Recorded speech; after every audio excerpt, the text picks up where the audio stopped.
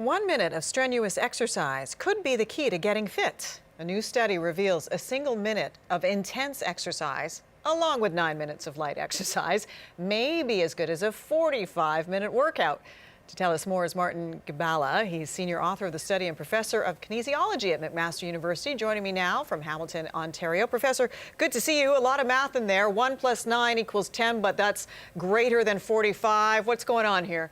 I think our study is a reminder about the potency of interval training, and we know the #1 cited reason for why people don't exercise is lack of time. So we've been interested in developing more time-efficient protocols that still boost health and fitness. But this is mostly to kind of get people in, as you say, and perhaps get them exercising again. It's really not 1 minute of exercise. It's the 9 minutes you add to make 10, and then it's the warm-up because you don't want to hurt people. So explain to me what this exercise program looks like. Sure, there's a bit of a teaser headline there to be sure.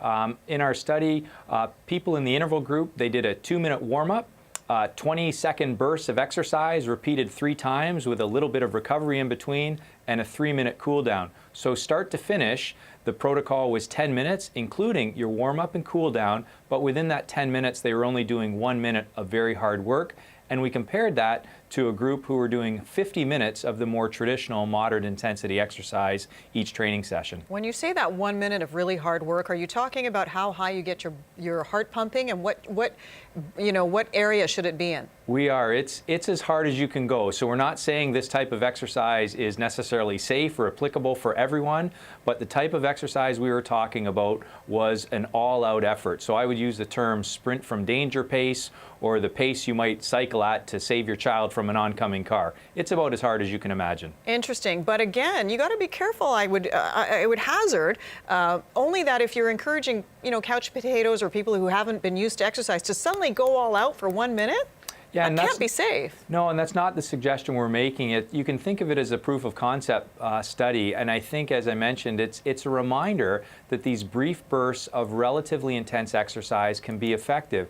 And I would point to a large and growing body of research that has used interval training protocols in various flavors. So, for example, if you're someone who might have some sort of condition, there's going to be a more gentler interval-paced approach that might be suitable for you. There's been even studies to show that just interval walking is superior to continuous walking, for example, in people with type 2 diabetes, to improve their blood sugar, improve their fitness, and reduce their body fat. So an important point here is that interval training comes in many different varieties, and this was a relatively extreme example that we used in this study. And in the 30 seconds we have left, what's the best way to get your heart rate up fast for 1 minute?